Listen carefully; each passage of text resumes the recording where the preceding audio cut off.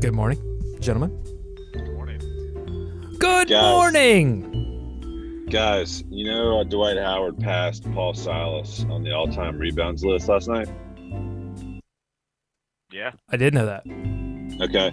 So, I was going through trying to think of a congratulatory picture or something. And I got like 5 or 6 great pictures of Paul Silas when he was coaching the Bobcats, and they're all just face palm or double face palm or just looking down in just disbelief. You should have sent them to me.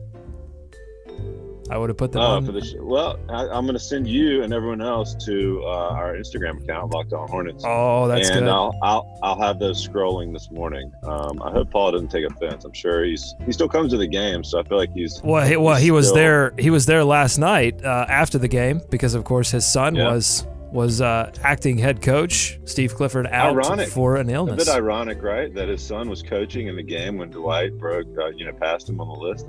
Isn't that crazy? Yeah, he said he joked with Dwight, I think, maybe before the game or during the game, that he was going to take him out if he got close to the record. So, I go to the White House. Alex in the chat, Daniel in the chat, quote in the chat on youtube.com/Locked On Hornets. What up, Nist? How do you do? And Daniel saying, yeah, I got the classic jersey on. Had to get the Kemba jersey. Some say you can't wear a jersey and be fair, but I'll say this: look, Kemba Walker was 1 of 8 from the line. From the 3-point line. I can criticize. I can be fair and wear a classic jersey. Yeah, those things look good too. How does it feel now? That is a Connect jersey, right, from Nike. So you can take your smartphone, scan a barcode or something on the bottom of that thing, and it'll give you Kemba's stats or something from last night. I don't know about that, but is that true? Well, I'm telling you. That's pretty neat. Yeah, there's this little thing here on it, and apparently you scan it with your phone. I'm not going to do that. I like to wear my clothing. I don't need to be constantly connected into the matrix by my attire. Oh, well, okay. Way to have fun with it. Alex saying, yeah, Kemba made those free throws, though. That's right. And you can find out more about that with Nike Connect. Just use your iPhone. You probably could. All right, let's start the show. Nike's not a brand or a sponsor of ours, guys. You don't have to. Not yet. You are Locked On Hornets, part of the Locked On Podcast Network. Your team every day. In a minute, cuz we live.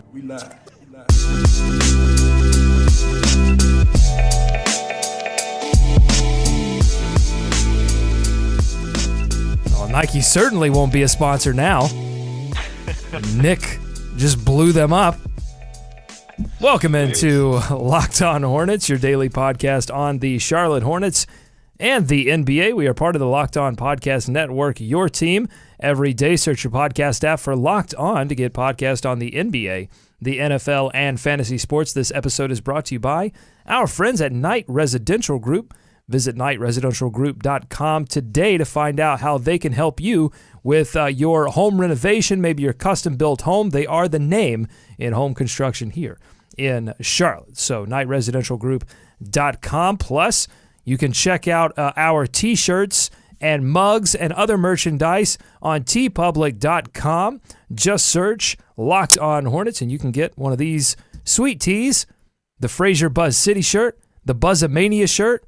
We've got an NBA Jam shirt up on there as well. So check those out, tpublic.com. Search for Locked On Hornets. All right, this is going to be a fun show because we get to talk about a Hornets victory. They get off the schneid with a win over the Orlando Magic. Let's kick things off with a little box score boogie. Not that kind of box score boogie. This kind. The Hornets haven't been able to create magic lately, so last night they decided to steal it. I'm Doug Branson, and these are the numbers you need to know from last night's game. It's time for the box score boogie. Let's start with lucky number 13. 13 steals on the night for the Hornets, double their team average. Every player that played finished with at least one steal. You get a steal, and you get a steal. Everyone gets a steal. The team's ball pressure was turned up to 11. They were jumping passing lanes and making life very difficult on Orlando, who finished the game with 20 turnovers. Associate head coach Steven Silas stepping in for Steve Clifford. How did you feel about your team's defensive performance? I was excited to see those guys kind of get after it defensively because that's our identity. And, you know, Coach Cliff is always harping on our defensive intensity, and when we had it tonight. Next up, the number 40. No, that's not how many jump shots Dwight Howard has hit over the past few games. It's the number of Hornets free throw attempts. The Hornets shot 33 of 40 from the line. Kemba Walker was a perfect 14 of 14. It helped blunt their abysmal 17.6% shooting from beyond the arc. It's a Hornets win, so we are going to end on cloud 9, well, 29. That's the number of points Kemba Walker had in his return after missing 2 games with a shoulder injury. His energy leaked into the team's defensive intensity, and he was able to help the Hornets close with 7 points and 3 assists. Kemba said after the game that when he's out, things are different, and when he's back, things change. You know, my team goes as I go, and, you know, when I'm out there and, you know, enjoying the game and having fun and I'm intense and, you know, I'm in the game, I mean, my teammates follow. Hornets win 104-94. They will host the Warriors on Wednesday night. For more Box Score Boogie, subscribe to the Locked On Hornets podcast on iTunes, Stitcher, Overcast, whatever you use to get your podcast. Just search Locked On Hornets. All right, guys, that's the story. Kemba Walker, 29 points in this one, 7 assists as well, 7 of 16 shooting, 14 of 14 from the line. David, how important was Kemba Walker's return to this Hornets win? You said it, Doug. It's all different when Kemba plays. I mean, he just made some of those plays down the stretch that, you know, sealed the game for him. I mean, I thought he got to the line early and often. I mean, especially earlier to kind of get in the rhythm because he didn't start off too hot from the field, but was able to work his way back into the flow of the game. It's just Kemba is obviously the leader of the team, and as he said it, as he goes, so goes that team. So another big night for him. It's becoming more and more regular. I think it's like you look up and he's got 29 points. It wasn't like it was a super quiet 29 points, but it wasn't like a Kemba explosion. And I think all those points from the line probably played into that. But man, certainly good to get him back at the right time. Nick, 13 steals, 20 turnovers for the Orlando Magic. How much of that was Orlando's carelessness with the basketball, and how much of that was the Hornets' defense turning up the intensity? Well, one thing Silas said in postgame was he wanted to see them, you know, amp up their defensive intensity a little bit, or their ball pressure specifically. So, it didn't sound like he was too overall. I mean, there's still some things to work out, but, you know, that ball pressure certainly led to some of those turnovers, I think. I didn't see necessarily any just blatantly errant passes by Orlando. Things just kind of, I mean, you saw guys like Frank Kaminsky just stealing things and going coast to coast for a slam dunk. I mean, that happened a couple of times with a couple of different players. So those are things that show that they were definitely trying to force turnovers, and it certainly worked last night. All right, Steven Silas in at head coach for Steve Clifford due to an illness. Didn't have a lot of time to prepare to coach this game because he found out about it yesterday morning and then had to immediately go to work to do the things that you would have to do as a head coach as opposed to an associate head coach. But David, what did you think about Silas's performance on the sideline? Stayed out of the way. He didn't get a technical. There was some going around last night. It sounded like it was a pretty long day for him, which makes sense. You know, that's a big step up in responsibility, but he let the guys play. I thought kept his rotation pretty tight, which was I thought to be expected. Didn't see any Malik Monk, which of course sent up the red flags for a lot of people on Twitter during and throughout the game. But once you got Kemba back in there, that certainly made his job a lot easier. I mean, it would have been another thing if Kemba had not been in there. So I'm sure when Kemba told him that he was going to play full force last night, that was a big weight off his shoulders. But you know, Silas has, I think, coached a couple games here and there and is certainly respected around the league. So he stepped in and did a good job and against a good coach in Frank Vogel, and it just wasn't the Magic's night last night. So, good for Silas. I want to take a quick second to tell you about Knight Residential Group. They are an all-inclusive residential construction company right here in Charlotte that specializes in high-end custom construction, brilliant interior renovations, immaculate custom-built homes. If it can be built, then Knight Residential Group can have it done for you. With a combined 165 years of construction experience, Knight Residential Group believes in doing projects with meticulous detail using the highest standards. Use Knight Residential Group and you can be sure that you're going to have a pleasant customer experience and you're going to end up with a beautiful home. Don't trust your next custom home project to just any construction company. You have to use the group that we trust. Give them a call at 704-733-9566. That's 704-733-9566, or visit knightresidentialgroup.com. That's Knight with a K. Join so many other current homeowners here in the Charlotte area and allow Knight Residential Group to provide you with your forever home. They sponsor the show, so let's help them out as well. knightresidentialgroup.com. You mentioned the technicals, David. This game got chippy at times. Yeah. I've got this Cody Zeller, Mo Spates kerfluffle queued up. Man. And it started with a Cody Zeller dunk on Spates, a little contact there, and then Frank gets another dunk, and Spates gives Cody a shove in the back and then a shove in the chest for good measure. And the thing with Cody Zeller is, yes, he gets under player's skin. Like, we know that. He did this to Dwight Howard as well, famously last season, got him ejected from the game. Mo Spates only picking up a technical or a flagrant one, ended up being 2 shots for Cody and the ball. Zeller knocking both of those down. Critical moment late in the game. But Zeller not only gets under player's skin, but you can see there in that video, or if you watched it last night, he doesn't react either. He doesn't do anything that would let the referee call a double technical. No, he just gets 2 hands shoved to the ground. Like two Mo Spates hands. I mean, it works to the ground. Man, the whole team looked terrified of Mo Spates in the possessions leading up to that, for good reason. I mean, if he's gonna just straight up just face punch it, I mean, that thing was right to the chest. Did come out of nowhere. The camera actually had to go back and catch it, which I was surprised they went back and showed it, Doug, because on the TV, I think it was coming into a timeout, right? I think there was a stoppage in play, and you saw the crowd go crazy behind the bench, and Frank kind of run back into the playing area and try and step in. But I mean, Spates had just about enough, I guess. I like that Spates tried to dunk on Zeller like the next possession down. Yeah. And just didn't quite have the lift. And no.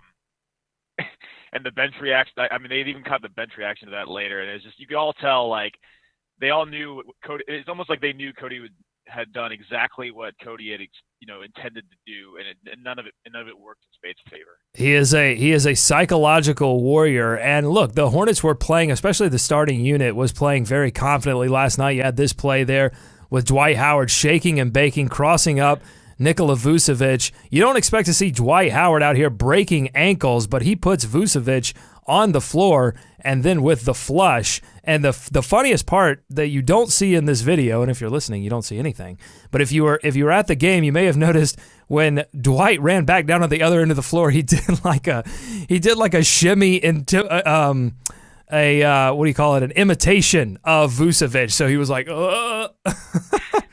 like he is. Howard did? Yeah. One thing that you can say for Dwight Howard is that he is a showman. I mean, whenever he makes a nice play, hits one of these jump shots that he's hitting all of a sudden, he gives a little kiss to the crowd. He does the imitations. I mean, How about the finger roll early on when he just left his hand up there? Yeah. It's brilliant. I mean, he's putting on a show for and that's the thing. I think he really loves the home crowd, and you can see it in the stats. I mean, he's playing a lot better at home than he is on the road right now, and I think that's part of it. I think he's a showman, and he likes to show off for the home crowd. So they're going to need him to translate that on the road if they want to be successful in the future. But it's nice to see from him in Spectrum Center in Charlotte. The other thing that I wanted to note from this game is how the Hornets responded out of timeouts. I thought they did a really good job of calming things down after the Orlando Magic went on an 11-2 run at the beginning of the second quarter. And then at the end of the third, the Magic go on an 11-1 run to pull things within 1 going into the fourth quarter. So in the first one, they called a timeout, and they came out and responded, I believe, with a 12-point run of their own. And then in the fourth quarter, Stephen Silas said after the game that he told the players, look, we're still in the lead. He said the players had their heads down, were a little down on themselves, and he basically said, look, we're still winning the game. It's okay. Go back out there, play like, it doesn't matter what the situation is. You have to keep your intensity up. Frank Kaminsky mentioning Silas's leadership as well. So I think this is, a great game for Silas to get some head coaching experience. This is not his first head coaching experience. He actually took the reins during the 7-59 season, that infamous Bobcats year, where things, yeah, they asked him about that last night, and he was like, because they're like, what's your record, right? And he said, not good. Right. Hey, isn't his specialty, isn't his thing the inbounds play? Or did I imagine that? Wasn't he like the inbounds guru at one point for this team? Or is that something I just made up in my head? I unfortunately it's not, David. You are living in reality. According to Clifford, a lot of those inbounds plays are drawn up by the assistants, which is something I don't think that you would think. Like you would think that the head coach sort of has at least some say in that, but that's one thing that he leaves to the assistants. So Stricker and Delaney, Pat Delaney, and then of course Stephen Silas. But rotation's not something that he leaves to the assistants, and that's one thing that Silas mentioned before the game, that was a big difference from associate head coach to head coach, is that he was fully in charge of the rotations for the Charlotte Hornets. And you could see it in this game. It was the rotations were what you would expect if the team was fully healthy and running on all cylinders and playing a team that didn't present a matchup problem like a Cleveland or a Golden State. I mean, if you look at the rotations, it was starters until 3 minutes into the first quarter, or 3 minutes left in the first quarter. Then you go with your bench. You end with your starters at the half, and then come out with your starters and at the beginning of the second half, and then close with them. So pretty basic stuff from Stephen Silas. Stuck with what he knew and got the win. Absolutely. Good to see. A much needed win. We can talk about the quality of it if you guys want, we can. But they just needed a win, and they got it. It was in doubt. I mean, were you guys getting nervous as the game went on, and it was still 7, 5, 6, 7, 8 points? I mean, that's what we've seen, and they haven't been able to close anything out. Here's what I would say. Here's what worries me a little bit about this game as I look towards the future. It's that, they don't shoot the ball well from beyond the arc at all. A little above 17%. They don't shoot a lot of three-pointers. They're trying to shoot more. Steve Clifford has voiced his concerns about that, wanting the team to shoot more threes. Instead, they attempt 40 shots from the line. That sort of buttresses their offense. That's not sustainable. You need three-point shots to survive against high-powered offenses, against teams that execute well offensively, and the Hornets are not doing it right now. So that concerns me. I think they did what was necessary to get a win, a much-needed win. They really need 3 out of these 4 home games that they have. Mm-hmm. But is it sustainable? That's a big question mark. Well, aren't they near the top in attempted free throws per game? So I mean, it's not like they don't they attempt a lot of free throws most games, and I know some of these are Dwight's, but he's starting to hit more. So I mean, I agree. They need to take more 3-point. They need to take and make more 3-pointers, but it's not as if this is a quality of this team that's not like that. They're going to attack the hoop. Kemba's going to draw a lot of fouls.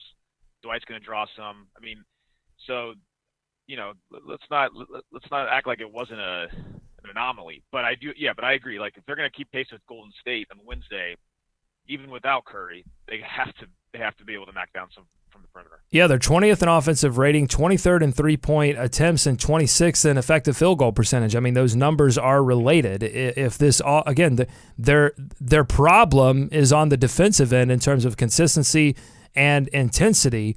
But at the same time, if they want to, get to a level where they are contending, for a playoff spot, and then later on for a first-round victory, then they have to get this offense moving in a direction that one would consider modern. I mean, this offense right now is kind of stuck in the 1990s. A lot of mid-range shots, a lot of free throws.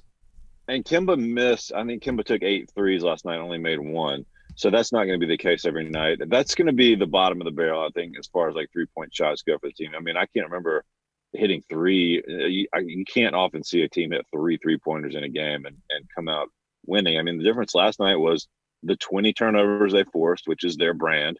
That led to 29 Charlotte points. And then the free throws was the major disparity, 33 of 40 for Charlotte. I mean, 40 free throw attempts. Orlando only made 12 of 14. So, I mean, that's where the game was won. Everything else was kind of even. If you look across the box score, that was the big separator for them. They also kept Vucevic in check with only 10 points. So certainly that was big. But we know that's how they're going to win, but certainly they have to find a way to generate a few more 3-point shots. And I think they will. I mean, that's going to be the lower end of where they end up, I think. Listen, I know some people are listening right now and saying, you want to integrate more 3-point shots. How about playing Malik Monk, who is a 3-point specialist? And you had Michael Carter-Williams go 1 of 5 in this game. 2 points. He should not shoot threes. MCW should not shoot threes. You're making that. Wait, let's hold on. So Michael Carter-Williams is obviously we'll feed this through the hot take machine. So Michael Carter-Williams is obviously in a shooting slump right now, not playing well offensively. So David, you're going to handle the hot take, okay? Just calm down. Let me run it through the machine. But you have Kaminsky and Lamb playing consistent offense right now for the bench, so it might be okay. All right, let's feed that through the hot take machine.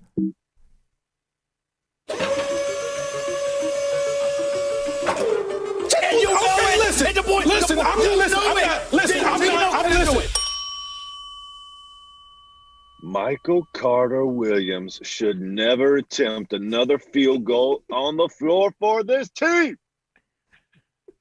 That was good. It's brutal, man. Like, it's not. That's a sick burn. That's a sick burn.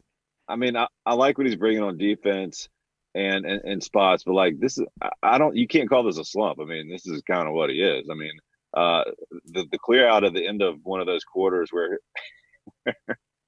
he cleared out and just bowled over DJ Augustine for the charge, that wasn't great either. So I don't know how he's ending up with the ball in his hands in some of these situations. But you mentioned those 2 other guys. Those have got to be the guys that shoot and when that lineup's out there. And when Batum's out there with him, he's got to be the other guy.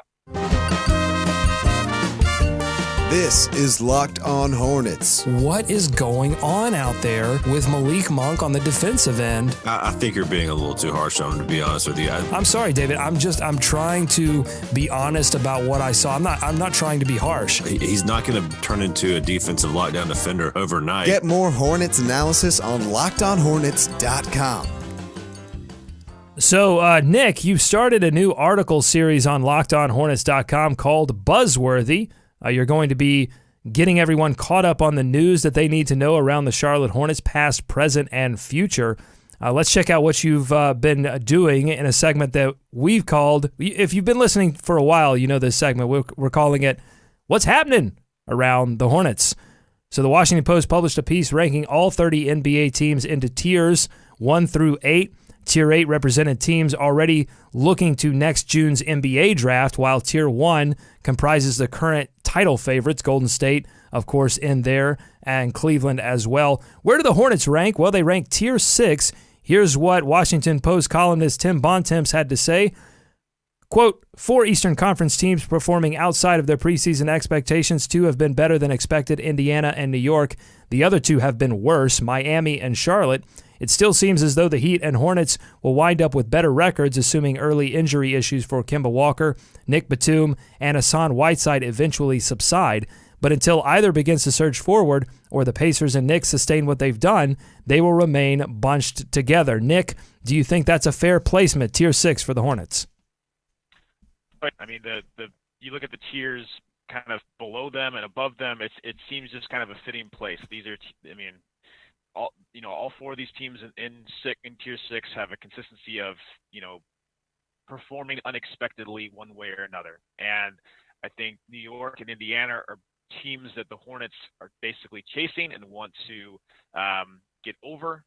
and it's going to take, obviously more consistency on their end. They got to get healthy. They got to start winning some games, and they're going to have to win those matchups too. And I know in the past they've played pretty well against, Indiana and played okay against New York, but it's going to be very important that they win those matchups, in the coming months. Or, if we're talking a lower playoff seed, it could come down to just some head-to-head matchups and, how they perform ultimately down the end of the stretch. Yeah, David, Nick Batum's offense is not very good right now. And after the game, he said that his elbow is still bothering him, which is preventing him from taking the amount of shots that he would like to take. But, eventually, time's going to run out for the Hornets, and they need Nick Batum to be playing well offensively, right? Of course. Yeah, it's one of their main guys. They're asking a lot of him. That makes sense. That his elbow is still bothering him. You had to think it was, but you're right. If he's in there and he's playing, he's able to do other things, of course, but he's got to get that shot going, Doug. Kemba Walker was able to give him 29 last night, but they've got to have someone else, especially in some of these late game situations. And he's had those opportunities. He had them against Miami without Kemba, had a late game 3 that didn't go down, and he's going to keep having them. So he's got to take advantage. He was way off on a couple late game fadeaways last night too. I think he airballed one, barely grazed the rim on another. So he's definitely struggling to find his rhythm. They just got to do all they can to keep him in one piece and get some contributions out of him, because if you got Lamb and Kaminsky continuing to add points off the bench, that's good, but they're going to need some Nick Batum contributions. All right, next up, NBA writer Sirat Sohi profiled Jeremy Lamb for SB Nation. Sohi spoke with Lamb, Steve Clifford, and Stephen Silas on Lamb's improvement the past couple of seasons. All three pointed to the increased work ethic of Lamb, particularly this past season, along with working harder. Lamb credits changes in his routine and diet, saying, quote, "I tried to start being in bed at a reasonable time and get a good night's rest rather than staying up all night. Just trying to eat right. I'm still not 100% healthy when I'm eating, but I try to eat more salmon, grilled chicken, eat more vegetables, and more fruit." I'm expecting like a Lamb after-school special now, Nick. Or maybe selling diet plans. Let's go on the Lamb diet. Look, this is like, you could pretty much try – you could quote me on this and it would apply, or not as much, but like I completely understand where Lamb is coming from. Like, when you get to a certain age, you realize you just can't eat like the junk that you've eaten your entire life. And, if you don't kind of start changing your diet a little bit, you start slowing down. And and this is, and so it's the same whether you're a professional athlete or just a guy talking on a podcast. So exactly, we would qualify in the latter category. So no, it's good because like these are like a lot of young players don't like it. It takes some convincing. Like I remember. Cody Zeller, his rookie season, did like a rookie diary for NBA.com, and like he opened his fridge in his new apartment or his freezer, and it was just frozen pizzas. And he's like, "Oh my doctor's not gonna like that." And it's like, but that's like they don't. It just takes time for them to realize that, So no, it makes subtle differences, and I think Lamb is seeing it pay off more nights now, because he's playing well. He seems to have more energy. He's stronger.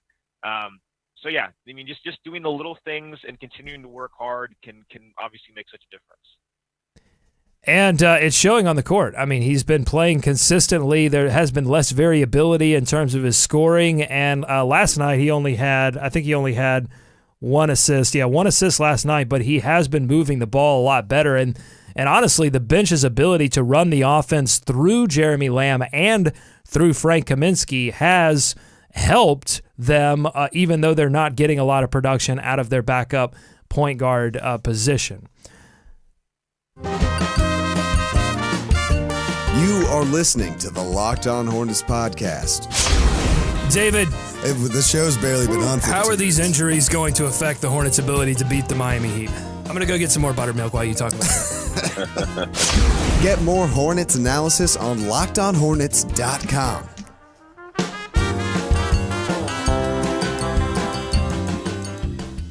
All right, let's end things on a fun note. How about some sounds from the game? It's time for another edition of Top Drops, brought to you by @HornetsGifts. I'm going to play you two gentlemen some sounds from the game at the end. You are going to give me your pick, and then we are going to take it to the people and then we'll announce the top drop tomorrow on Play Draft Wednesday. All right, here we go. Let's go. Whole lot of shaking going on. Yeah, that's his bread and butter right there. I understand Dwight Howard is a very strong man. Very strong man. I love Storm.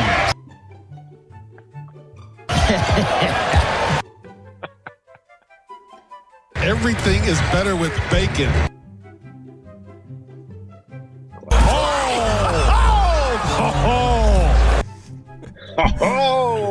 Oh, wee wee. Sounded like they were doing a French impression. Bad French impression. A couple of beauties right there.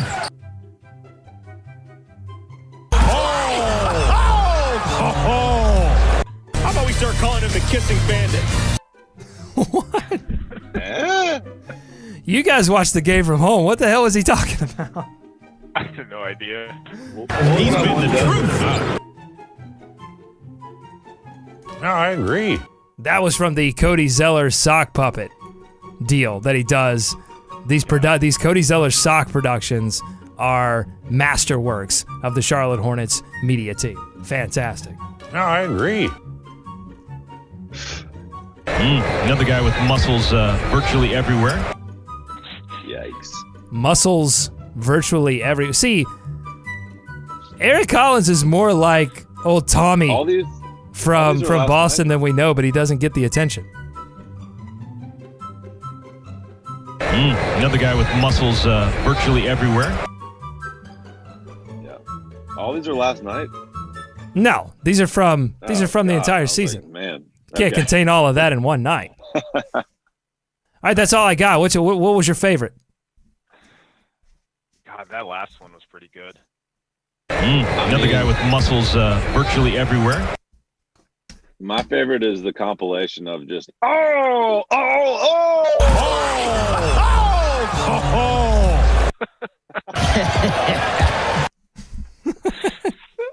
You know, Right.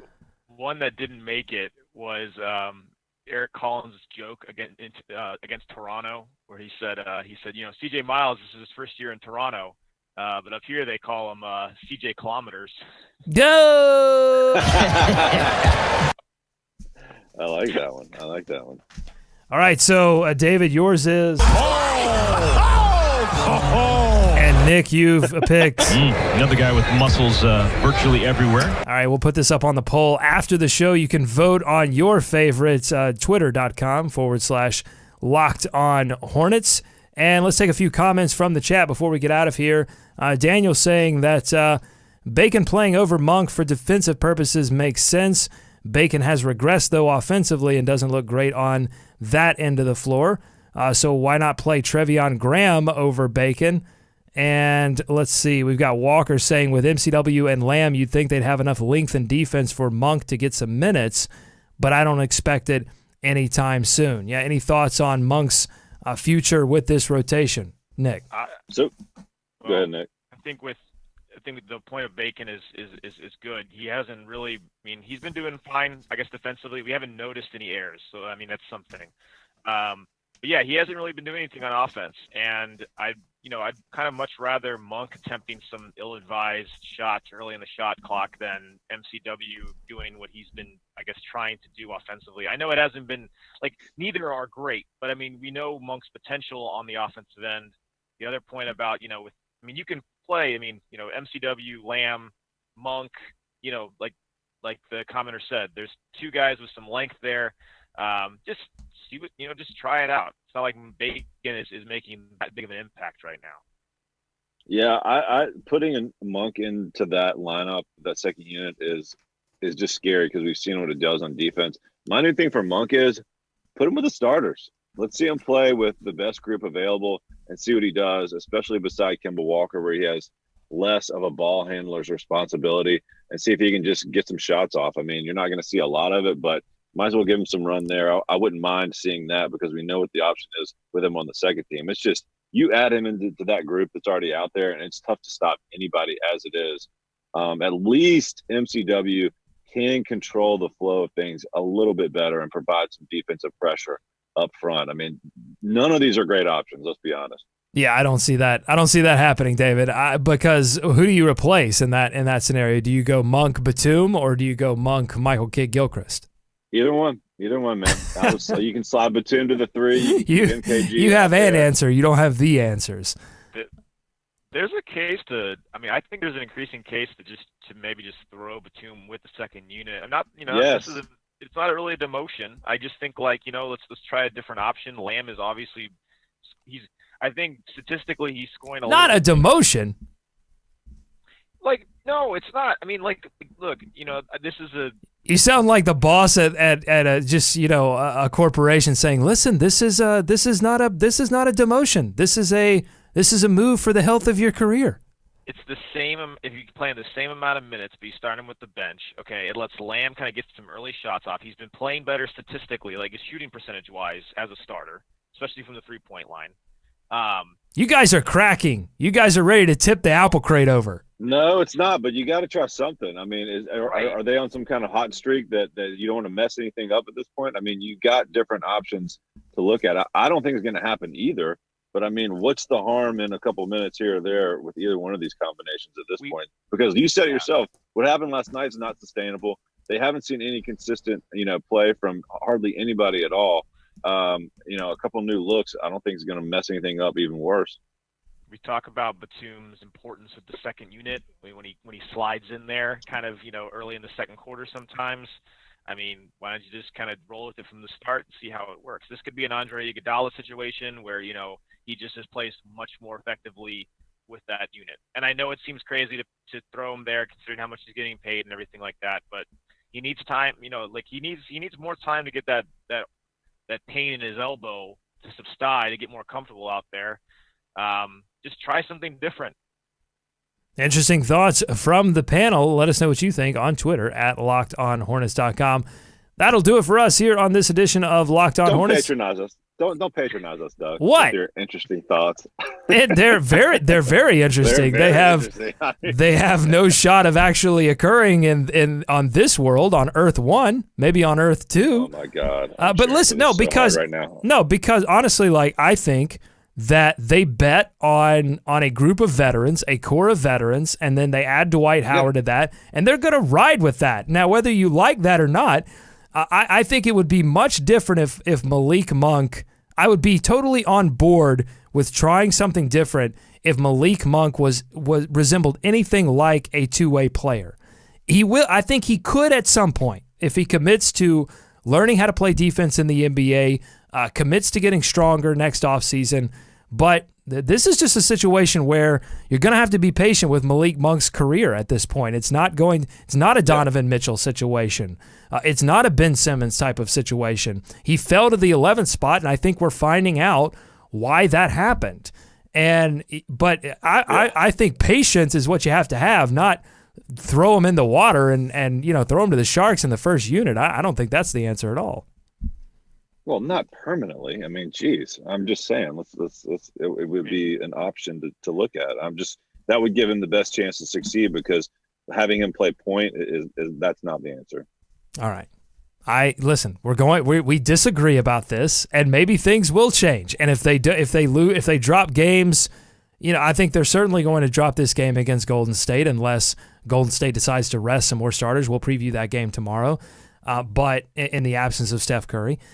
But if they drop games to Chicago and Los Angeles, then maybe it's time to try anything. But I don't think they're quite at that critical stage of the season yet where, once they start to dip down into tier 7 or tier 8, then panic will start to set in, but there's still plenty of time to turn things around. All right, we got to get out of here. We'll talk more about this tomorrow. Thanks so much for listening. Shoot us your Hornets questions and thoughts to buzzbuzz@LockedOnHornets.com. For David and Nick, I'm Doug. Go Hornets. Go America. Let's swarm Charlotte.